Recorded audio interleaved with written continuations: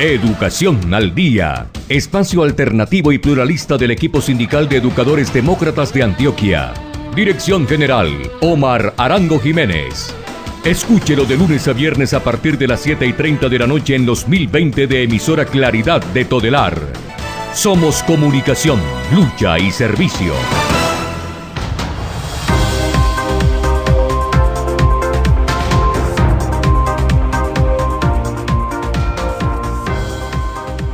Hola, ¿qué tal, amables oyentes de Educación al Día? Muy buenas noches. Les recordamos que este es el espacio radial del equipo sindical de educadores demócratas del departamento de Antioquia. Mi nombre es Karina Arango Carbonó y a esta hora les doy la bienvenida a este espacio radial para la educación y temas de actualidad. A esta hora saludamos a quienes nos sintonizan a través de www.educacionaldia.com.co, también a través de nuestro canal de YouTube Educación al Día. Les recordamos que estamos en cadena con Radio Farallones y la cadena HSCH. Bienvenidos.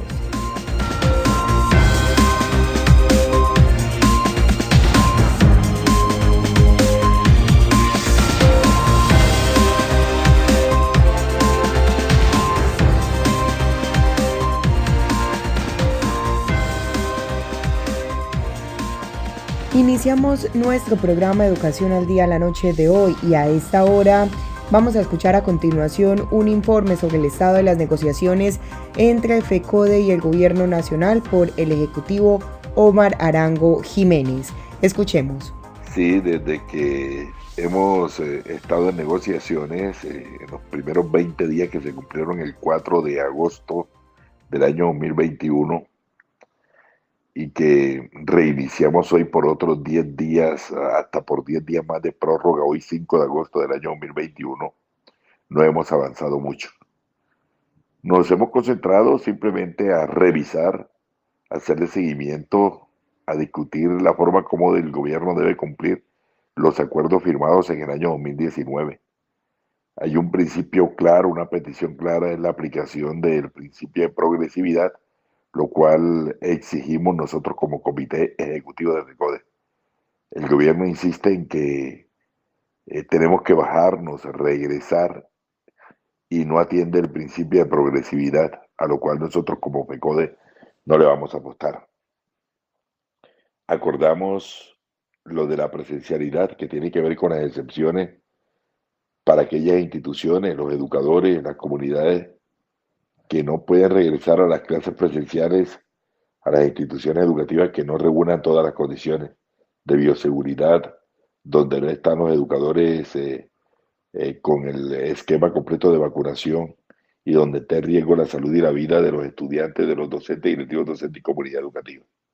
Ese acuerdo de presencialidad modifica en gran parte la firmeza, la dictadura que tiene el gobierno en la Directiva 05 y en la Resolución 777, y que insiste a través de estas medidas obligar a la presencialidad, a veces sin cumplir con todos los requisitos, con todos los protocolos de bioseguridad, y no estimando, no teniendo en cuenta la ola de contagio acelerada que todavía existe en el país y el número de fallecidos y enfermos, docentes fallecidos, familiares de los educadores que han fallecido, muchísimos miembros de la comunidad educativa.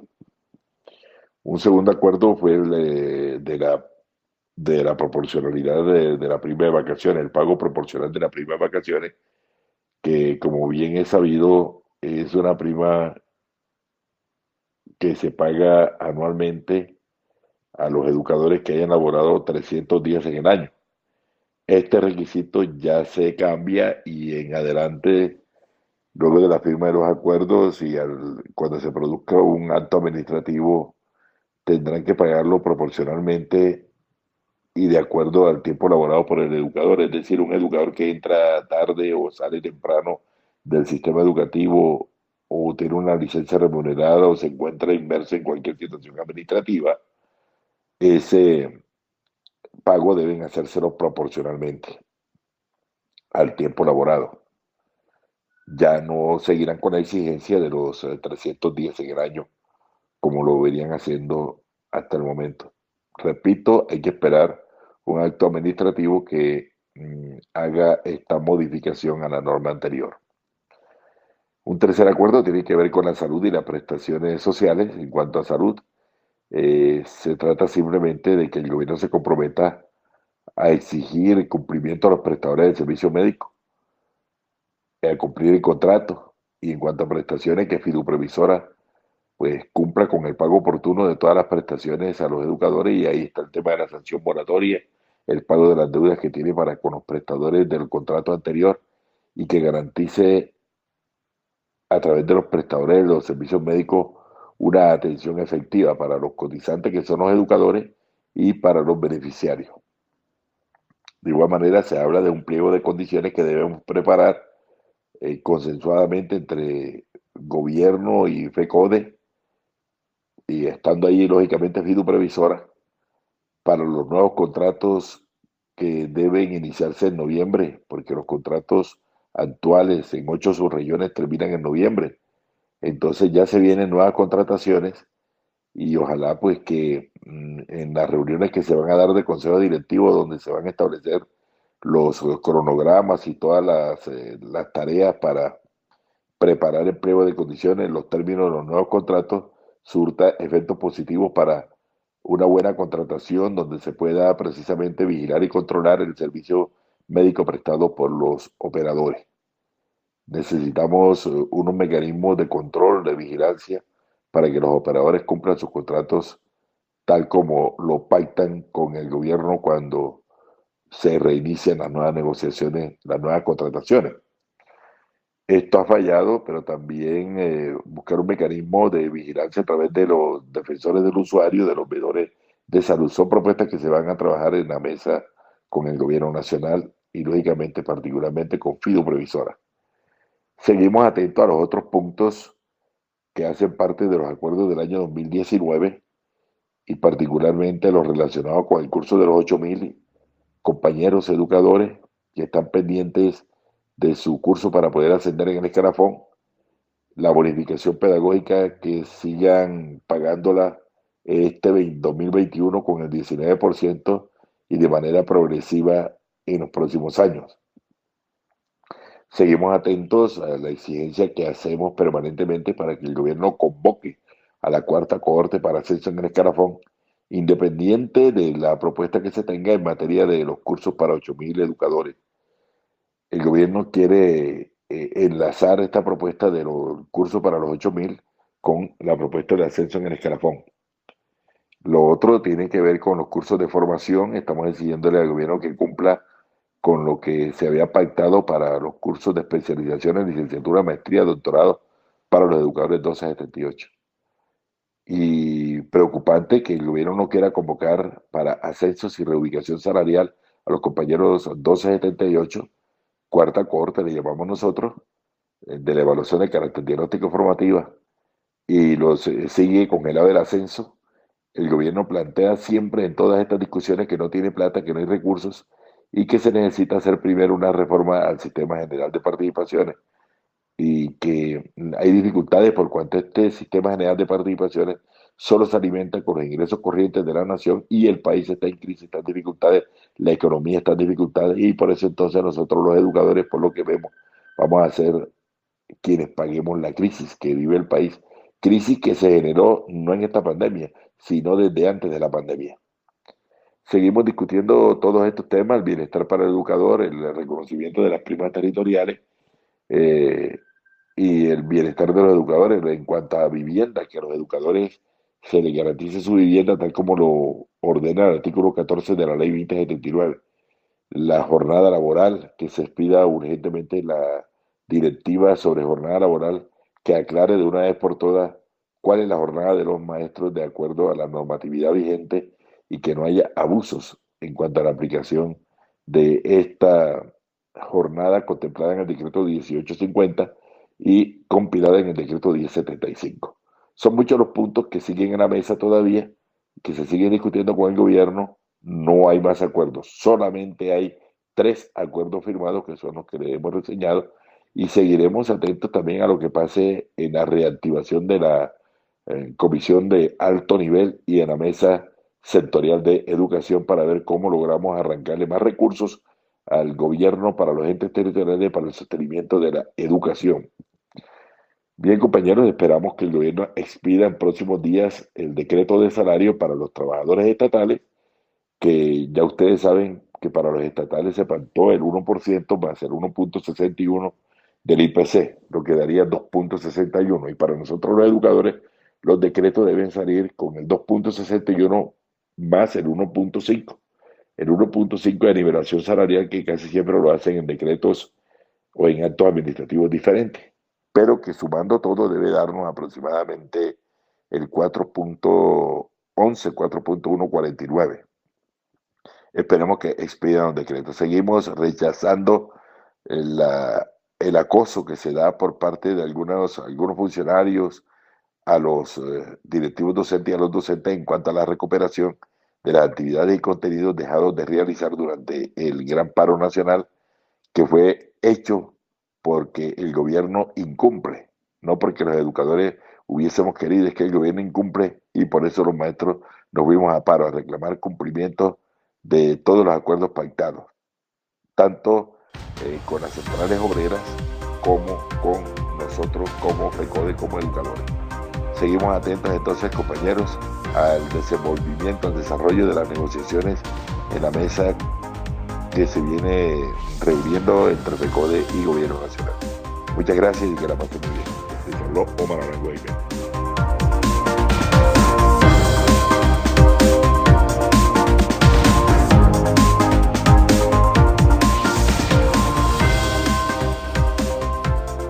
Estamos de regreso aquí en nuestro programa Educación al Día y desde la Central Unitaria de Trabajadores CUT se realizó un importante conversatorio en el que la comunidad internacional le exige al gobierno colombiano cumplir las recomendaciones de la Comisión Interamericana de Derechos Humanos. Vamos por eso a escuchar a continuación al líder Carlos Guarnizo en su intervención.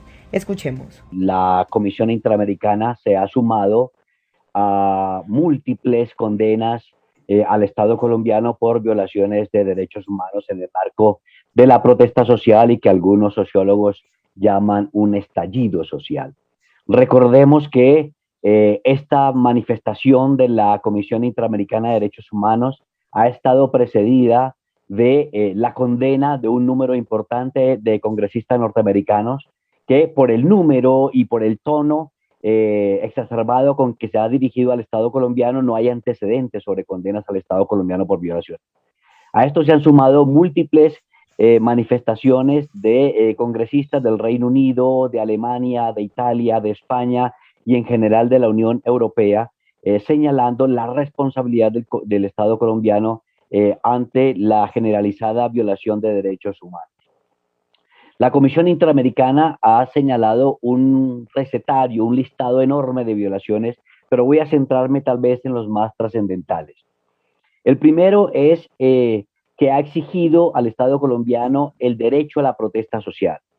Ha insistido en la naturaleza fundamental del derecho a la protesta social y ha encontrado la justificación a esa protesta social fundamentalmente en relación con la elevada desigualdad que existe en el país. Colombia es uno de los países más desiguales del mundo, pero además está sumado a esto un nivel de violencia generalizado que se acompaña de una impunidad también muy grande en Colombia. Y entonces la protesta social ha sido protegida y se exige la protección por parte del Estado colombiano, que hay que decir que la ha estigmatizado, la ha criminalizado y ha asociado a los protestantes con naturaleza de terrorismo y de orden público para justificar la intervención excesiva de la fuerza pública. Y ese es el otro punto que merece ser relacionado, que ha habido una condena al uso excesivo y desproporcionado de la fuerza pública y que se ha expresado en que han sido asesinados más de 50 protestantes en Colombia, manifestantes en Colombia, de que hay centenares de heridos, de que hay miles de detenidos y que hay un número importante de desaparecidos. Ese es un hecho muy grave en el marco de las protestas y Colombia ha sido condenada por la comunidad internacional por ese uso excesivo y desproporcionado de la fuerza. También ha señalado de manera muy importante la Comisión Interamericana la violencia basada en género y en discriminación étnica. Colombia es un país muy fracturado, tiene fracturas regionales, tiene fracturas y discriminación en temas de género, pero también hay una marcada discriminación por razones étnicas y raciales. Aquí hay un movimiento y los indígenas se han manifestado de manera contundente en el marco de esta protesta precisamente por los fenómenos de exclusión generalizados que han ocurrido en Colombia. Otro hecho importante que ha manifestado la Comisión Interamericana es la condena al decreto de asistencia militar y que ha sido recientemente suspendido por el Consejo de Estado ante las demandas de inconstitucionalidad que ha presentado un número importante de ciudadanos. La asistencia militar no es otra cosa que una declaración de estado de sitio para restringir las libertades y para justificar y generalizar la intervención de la fuerza pública en dirección a reprimir la protesta social. Ese marco legal, esa legalización de la criminalización de la protesta, pues bien, ha sido suspendida por el Consejo de Estado, pero ha sido condenada de manera muy contundente por parte de la Comisión Interamericana de Derechos porque convierte al Estado colombiano en una especie de democratura, en una especie de un país precario en relación con el tema de sus libertades, pero también en relación con la obligación que tiene el Estado colombiano de atender las necesidades fundamentales de los ciudadanos en Colombia. El otro punto que ha condenado de manera contundente la Comisión Interamericana han sido los traslados por protección y desaparición de los colombianos. En Colombia hay una especie de lenguaje orwelliano, y es que se le llama protección a los traslados mediante los cuales se desaparece ciudadanos colombianos. Y entonces encontramos que con pretexto de proteger a los ciudadanos colombianos, se les traslada a sitios de reclusión sin que tenga evidenciado el traslado y luego aparecen muchos de ellos han aparecido muertos en los ríos de Colombia. También ha señalado la Comisión Interamericana la violencia contra los periodistas y contra las misiones médicas. La gente que ha estado cubriendo las protestas, bien sea para informar a nuestros connacionales o para informar a la comunidad internacional, ha sido perseguida por el Estado colombiano. Algo muy importante que ha señalado igualmente la Comisión Interamericana son lo que denominamos en Colombia los bloqueos y que en el lenguaje jurídico de la Comisión se llaman cortes de ruta y ha justificado estos cortes de ruta, como ha justificado en el marco del contexto de desigualdad y de violencia en Colombia, la protesta social. La reacción del Estado colombiano a este informe, del cual además hay una comisión de verificación y de seguimiento, es decir, no termina con el informe, sino que va a haber un monitoreo permanente por parte de la comisión. La reacción del gobierno colombiano ha sido la de desconocer los hechos, negar la violación generalizada de derechos humanos en Colombia y negar además la fuerza vinculante, negar el hecho de que es obligatorio para el Estado colombiano cumplir esas recomendaciones. Y entonces no solo niega la realidad, sino que niega el poder vinculante que tienen las decisiones de la Comisión Interamericana de Derechos Humanos y el monitoreo del que va a ser objeto el país. De esta manera, digamos que se deslinda de la legalidad del continente el Estado colombiano. Pero hay que decir que esas recomendaciones, con plena observancia del Pacta Sunt Servanda, con plena observancia de los principios de buena fe, el Estado colombiano está obligado a cumplir esas recomendaciones. Así lo determina el derecho internacional público, así lo determina la Corte Internacional de Justicia y así lo determinan la interpretación lógica y el deber ser de la aplicación de los tratados internacionales.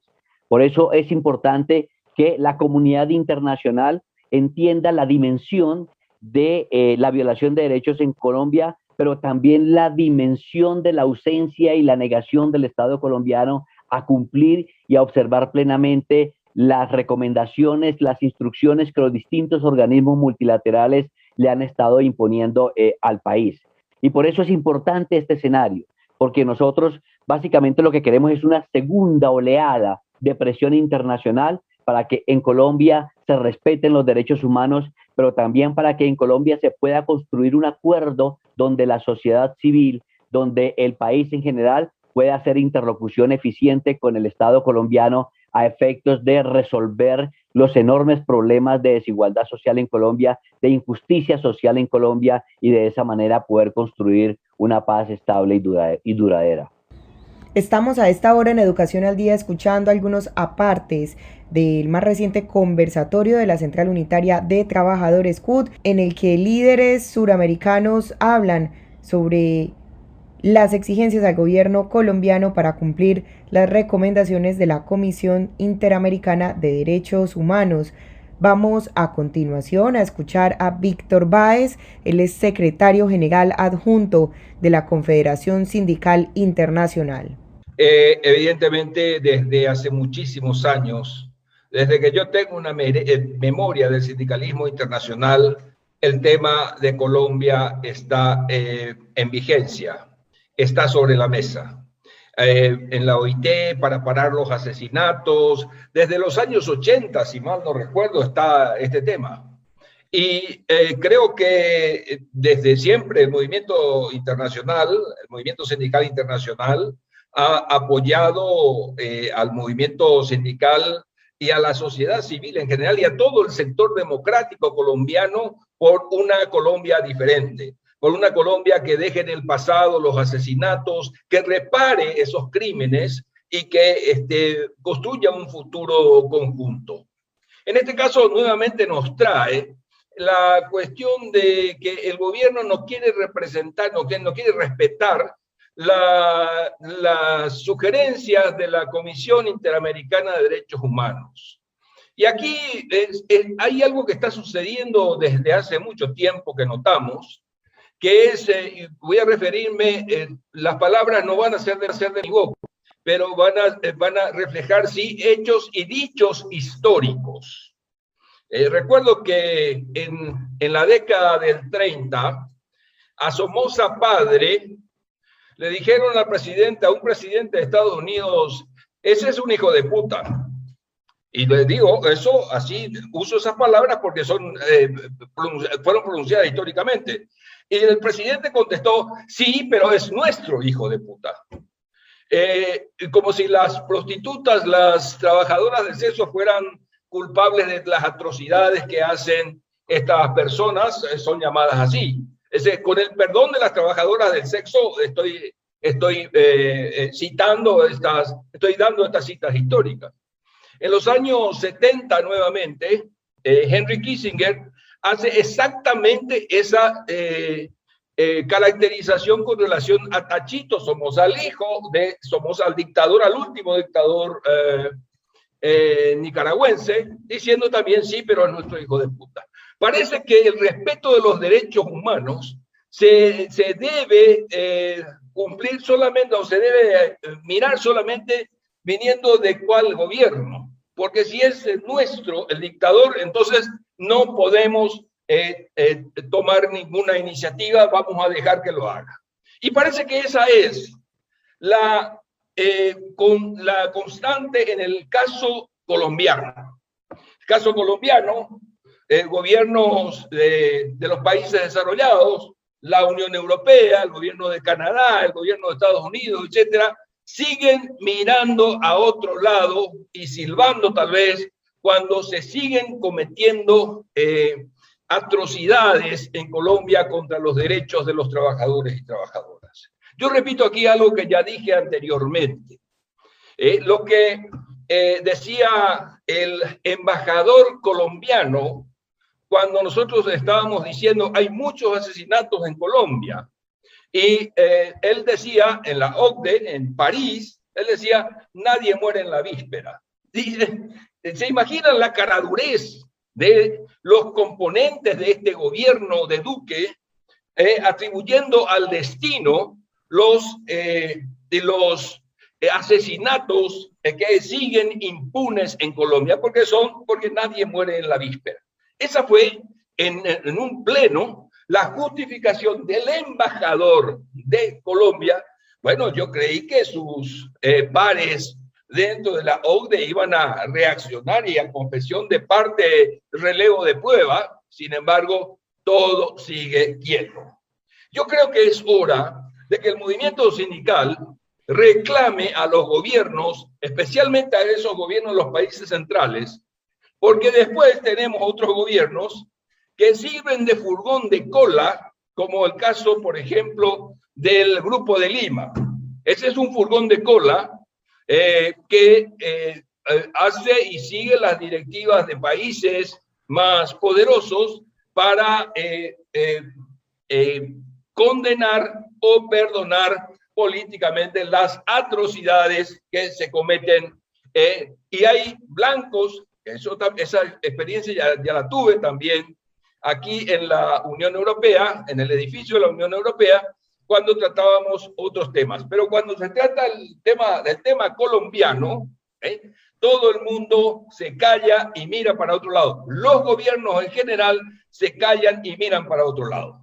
Claro, con la complicidad también dentro de la propia OIT de los sectores empresariales como por ejemplo la ANDI de Colombia, que amenaza y hace acciones para tratar de evitar que Colombia sea mencionada y que el caso colombiano sea tratado en la OIT y en otros lugares.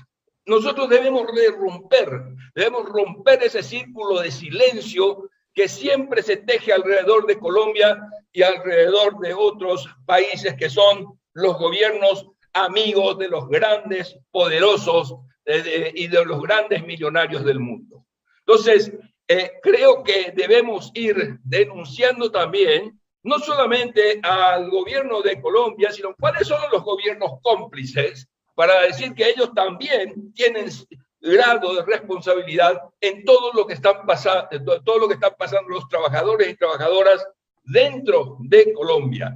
Porque no es solamente, el gobierno de Duque no está actuando solamente porque tiene el poder dentro de Colombia. Alguien está permitiendo también y llamando a silencio a los otros países, porque los otros países, cuando sucede algo en cualquier otro país, reaccionan inmediatamente, con mucha indignación. Sin embargo, sobre Colombia se arroja un manto de silencio que es el que debemos romper.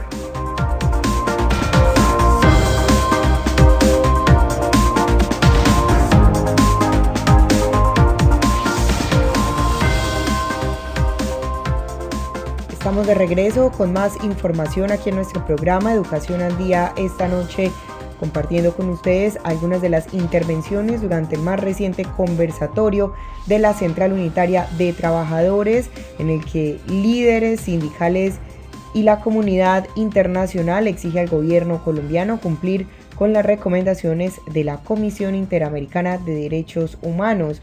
Vamos a continuación a escuchar la intervención de Rafael Freire, secretario general de la Confederación Sindical de las Américas. Escuchemos.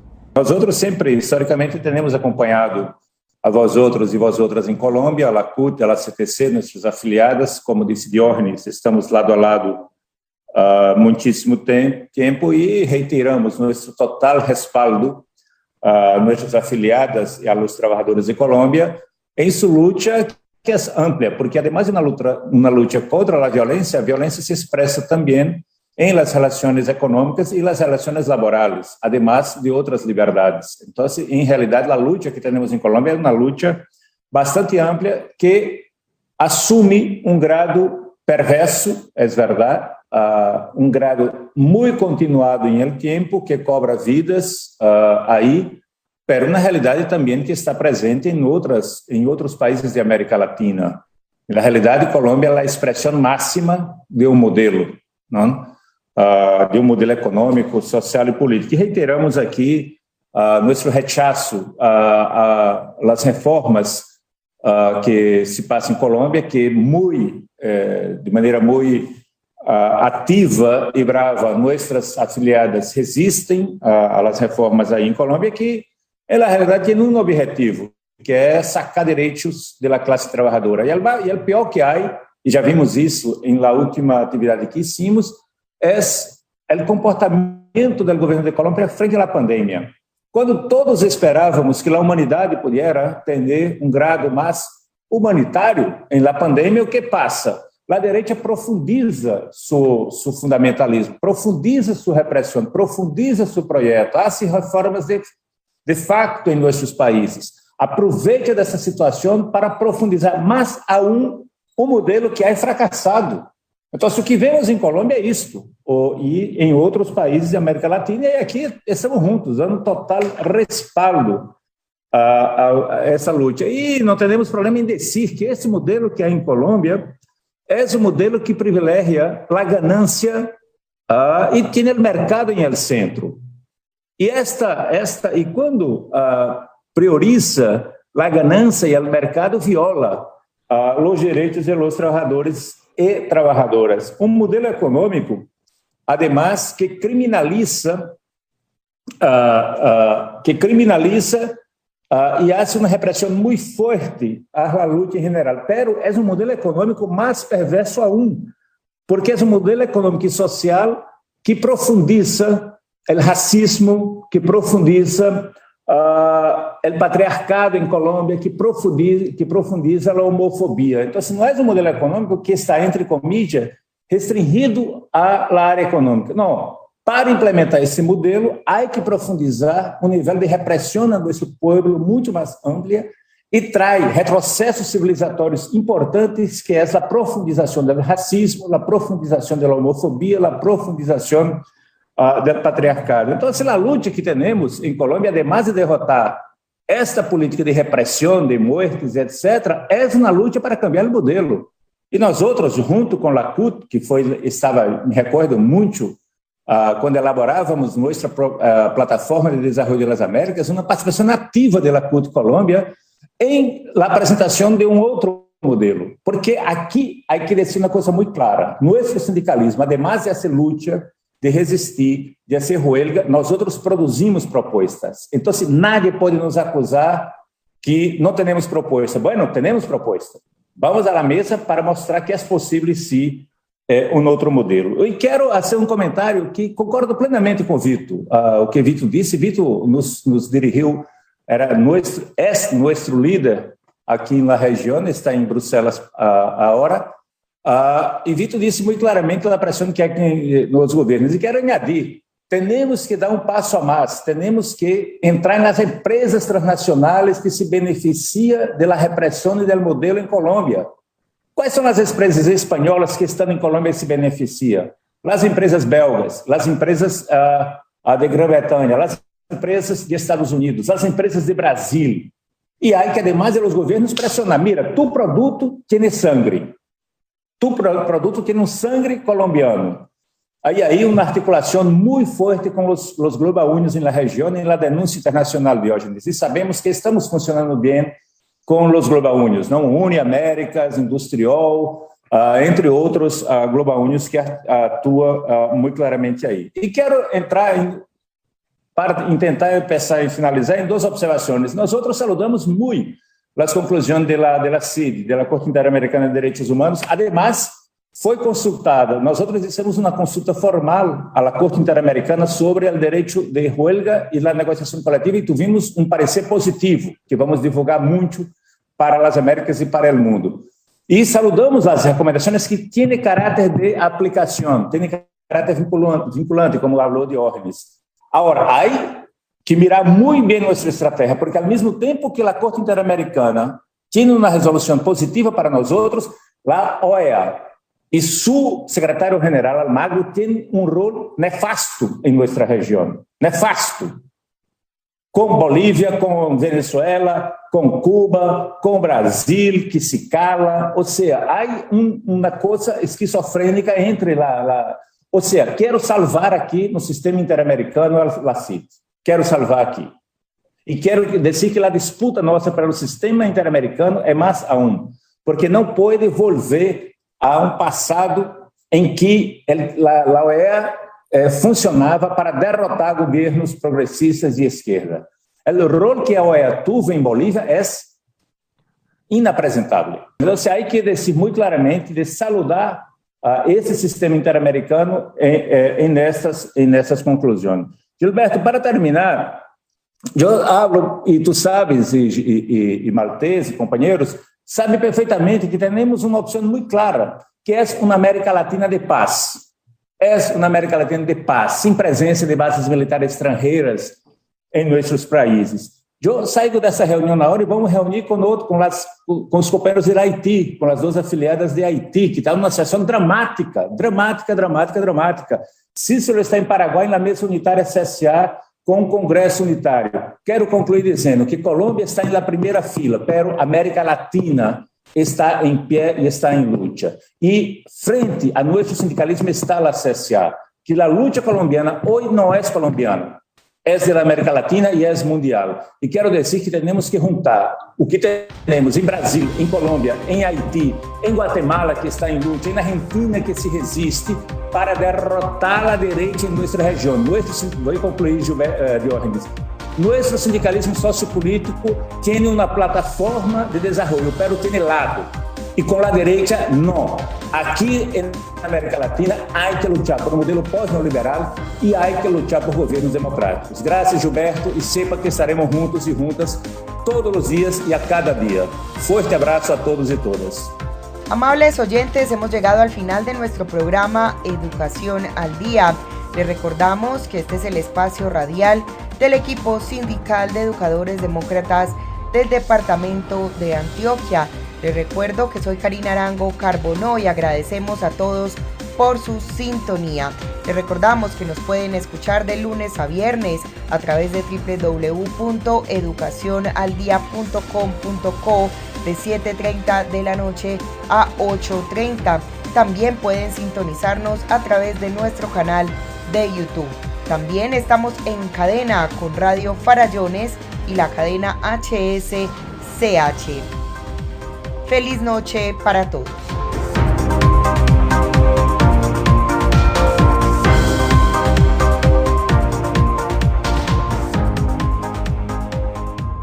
Educación al Día, espacio alternativo y pluralista del equipo sindical de educadores demócratas de Antioquia. Dirección General, Omar Arango Jiménez. Escúchelo de lunes a viernes a partir de las 7:30 de la noche en los 1020 de emisora Claridad de Todelar. Somos comunicación, lucha y servicio.